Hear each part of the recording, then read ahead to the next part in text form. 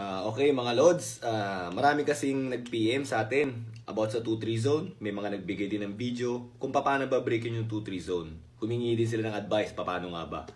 So may mga nakita akong video, sa palagay ko yung iba effective, yung iba hindi.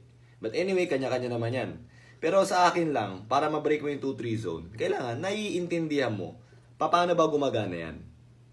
Ang 2-3 zone kasi area of responsibility yan eh. Ito, responsibility mo yan. Ito, responsibility mo yan. Ito, responsibility mo, ganyan. Diba? Ganon din naman sa kabila.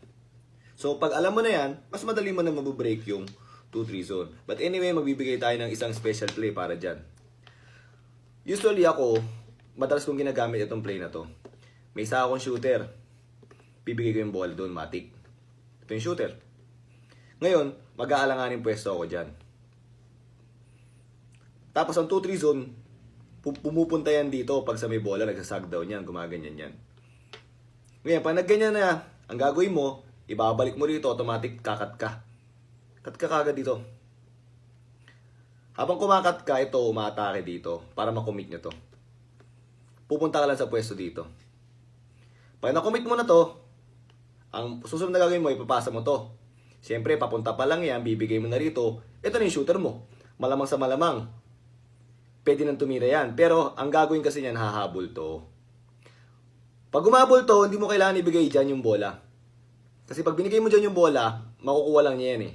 So ngayon, pag angat na pag-angat, ikaw, screen ka dyan. Ito, ang surprise dyan. Or dito sa ibabaw.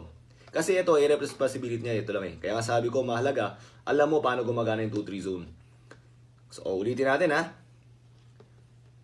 Nandito yung bola. Pagpasa, 2-3, di ba? Pagpasa dito, then nakomit mo to, nakomit dyan, too late na para pumunta pa siya ron.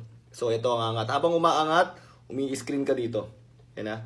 Habang umaangat, umi-screen ka dito, ito na yan. Pag binigay yung bola, matik libre na yan. Ilang beses ko na nagamit yung play na yan. 90% nakakuha kami ng libre.